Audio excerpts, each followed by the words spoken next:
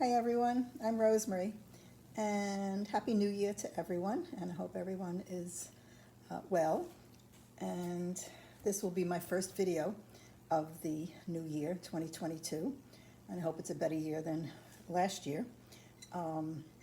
We can all start going out again and doing things, but for now, this is why I'm doing all these videos here on YouTube, is because so many of you have picked up kits at the library, and since we are unable to go into the libraries to teach yet, I post all these videos on YouTube, record them for YouTube.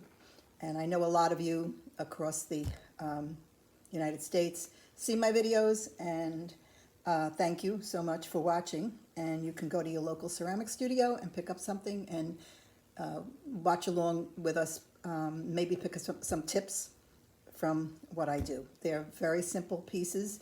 Usually when I teach in the library, they have to be done in less than 2 hours. So the pieces are easy enough to achieve that. So today we're going to be painting this mason jar lantern. So you all have the handles wrapped in this tissue that they came in. So we won't need that until the end, but you can unwrap it and put that aside for later. Okay, so we're going to start with the inside.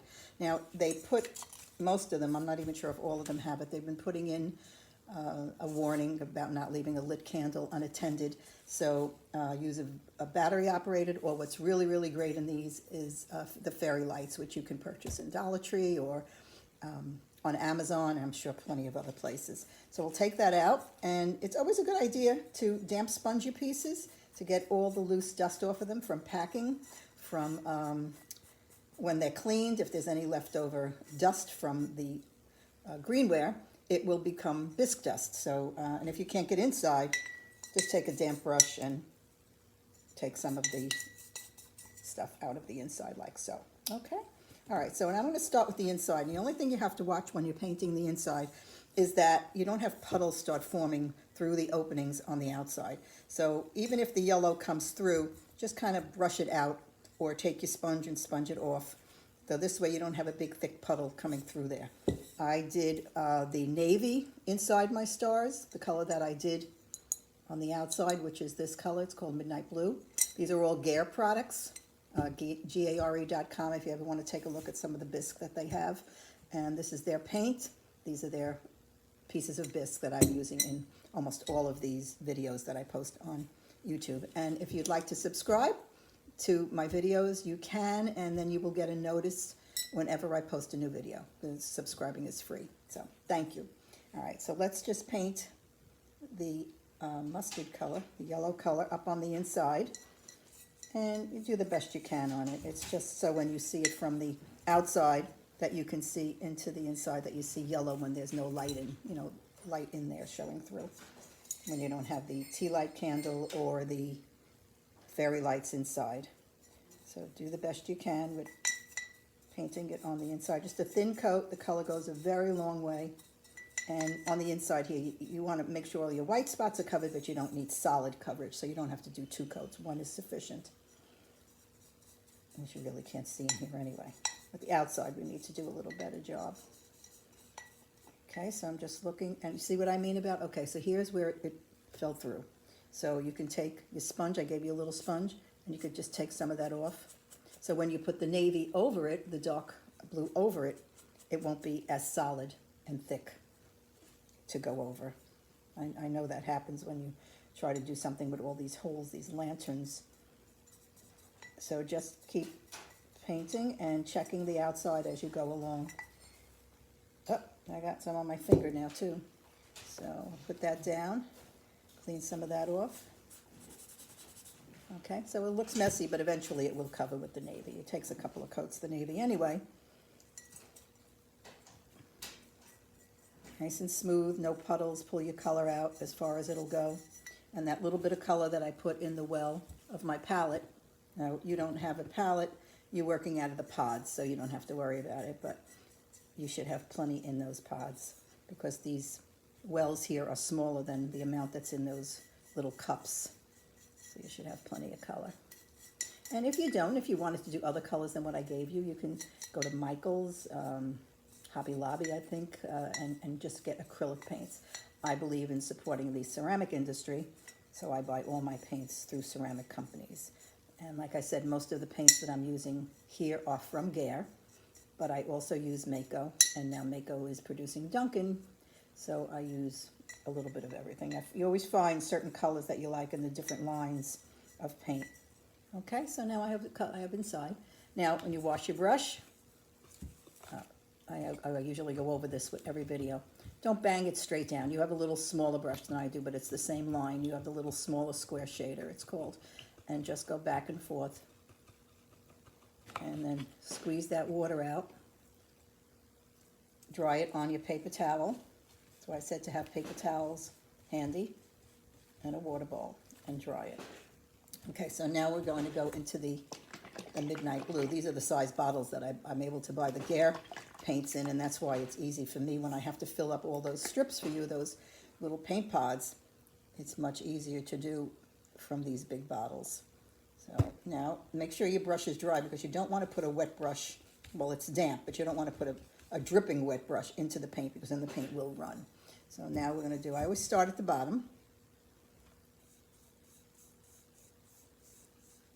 And if it doesn't give you good coverage, usually the blue you need 2 coats. Start at the bottom, and then I'm going to go over the areas that the yellow dripped out on. Now, when you paint over these openings, I don't have one right here, I'll have to get one, smaller brush to do inside the openings, because you don't want to put your first brush load over the opening of the star, because what will happen is it'll drip onto the inside, and then we don't want that. So go around them as best you can, and then we'll take a small brush, or you even have a smaller brush than I do. My brush is a little big, and you'll be able to go and do them separately. Okay. And I start with the bottom so that as it's drying, I'm able to stand it up when I get to the top. So always get your bottom done first, and then hold it and work on the upper area, and that will dry very fast if it's put on properly. I'm going to go back and do a second coat like almost immediately. Look at the better coverage that I get with the second coat. So I won't need any more paint on the bottom of that. But you should let your paint dry before you do a second coat. But that was pretty dry. If you put it on properly and you don't puddle it on, the paint dries very fast. Look, to the touch already. But if you put it on and you leave puddles, it won't dry.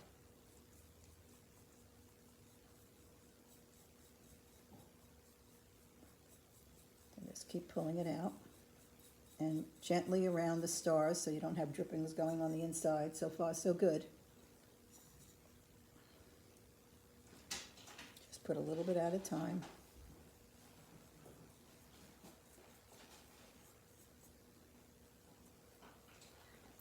Okay.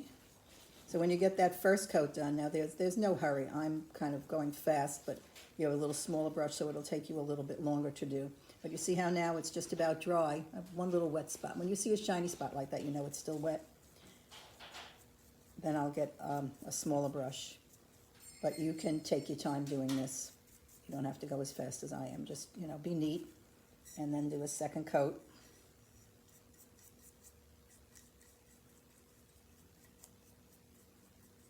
Yeah, just don't let a puddle go into those stars, but okay. So now you can sponge whatever colors you want. You could even sponge the silver on there. I sponged the purple and the blue on there. So you can do those colors. You could do the silver sponged on also. I just kept the silver for accenting the stars and accenting the top rim. Okay, you can see that quite obviously. I'm not going to paint a second coat. I just want you to get the idea of what has to be done very gently across the top. Get a nice rim by putting your brush down and just pulling across like so. All right, and then I'm going to grab a small brush while you're doing that. And look how far that blue went. I still have plenty in my palette. I'm going to get a smaller brush. If I can find one.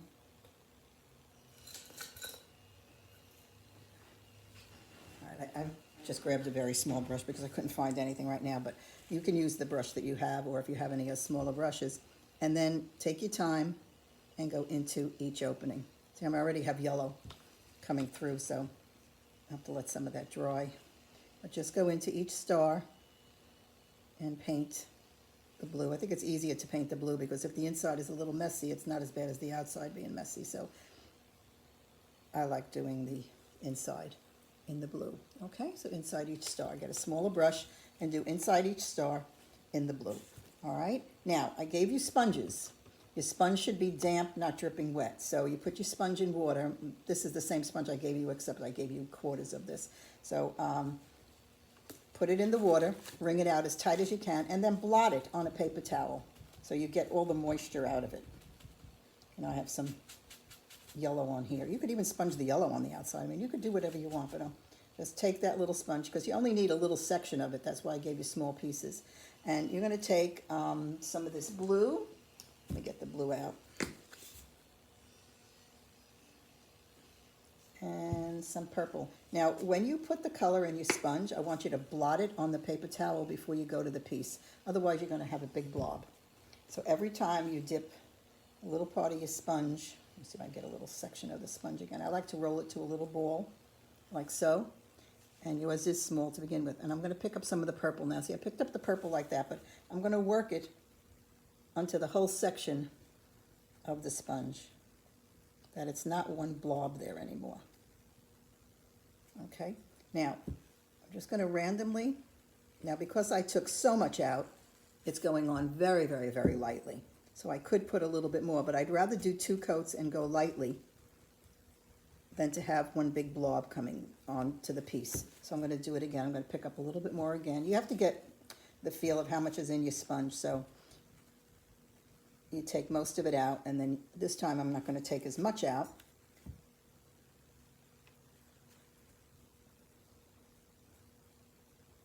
Okay, so you could see it a little bit more now. All right, so you have to play with it and see how much you want on the piece. So you go around and do your whole piece. And twist your sponge. And if you get a spot that you don't like that one, paint the blue back over it again and just do it again. Or we're going to be putting some of the lighter blue on it.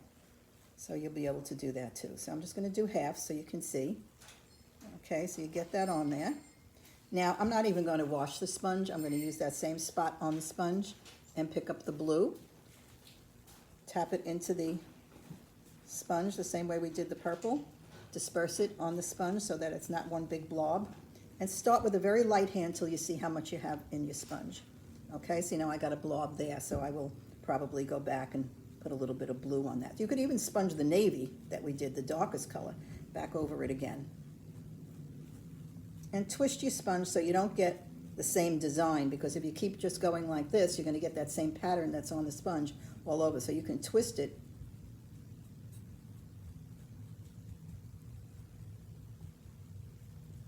Okay, twist it up. And I got a little spot there I don't like. Pull that out. And then what I'm going to do is I'm going to go back with a little bit of the navy and blend some of these spots that I don't like back in, right over it again. Or you can paint the navy back over the spots you don't like, okay? Now this one has a lot more of the blue. It's a little different pattern that I have on this one than I have on this one. So I'm going to put some more purple, I think, on this one.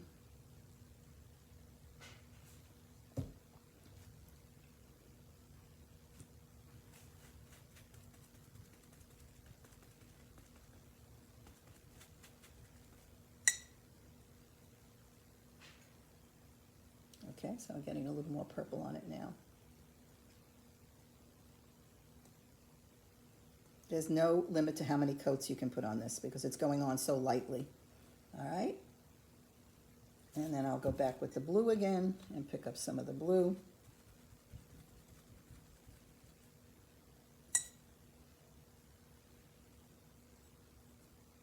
Now this is, I think, a little different sponge than you have and what I used last time. Okay, so you do as much as you want. And if you wanted to, I'm going to show you, I'm going to pick up a little bit of the yellow, which I didn't do on that one. And if you wanted to put a little bit of the yellow, just to give it a little accent too, if you like doing the sponging. You can do some of the yellow too.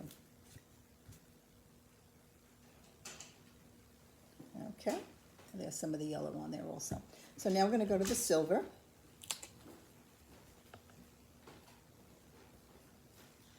And I need to get another brush. Let me just bring all my brushes over. A lot easier. I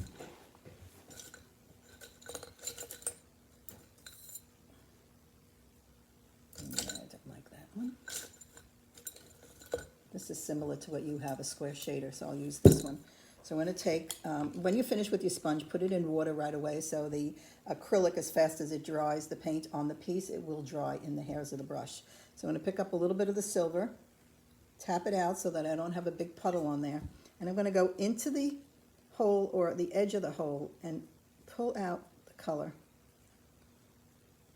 toward the outside of the jar.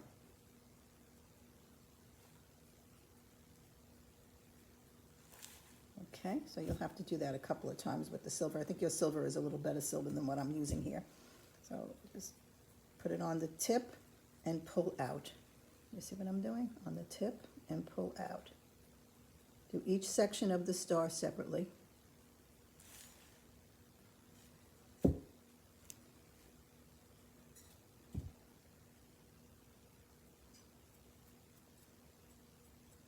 And you're feathering the color from the outside, inside out. You go in with your brush and pull out to the outside.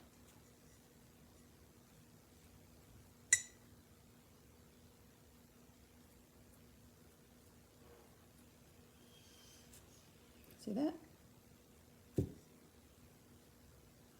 Just have to have patience. Take your time. I must have yellow on my fingers. I'm really making a mess.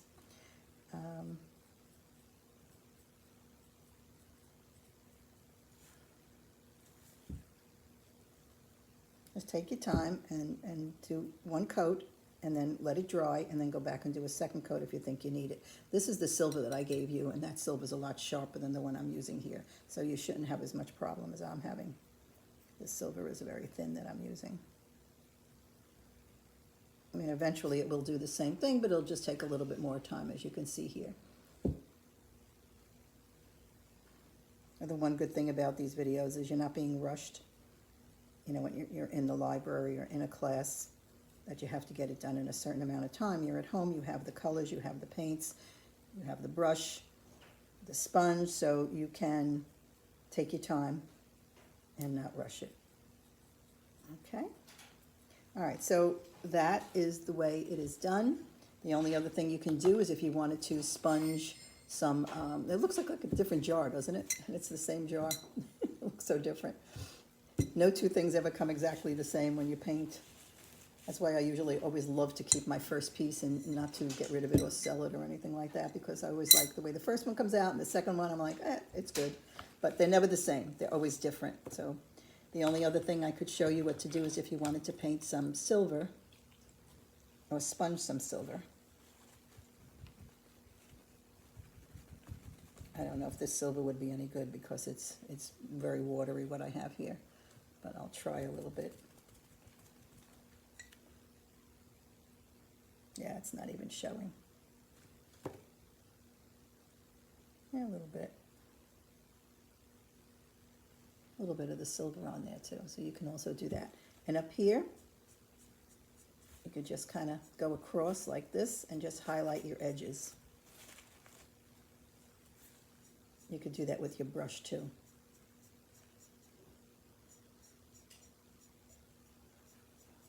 I think it's probably easier with the brush to do it. All right, so with the brush you have the square shader. I have this little one here. Do it on this side. Just lay it flat and it'll just hit the raised area. Go across from the bottom rim to the top. And if you think that it covered too much of the blue, I see a lot of blue that I missed here, you can just go back in. I'm going back in and I'm putting some of the blue back on this flat area here so that the silver stands out. See what I did there? I put the blue back in there.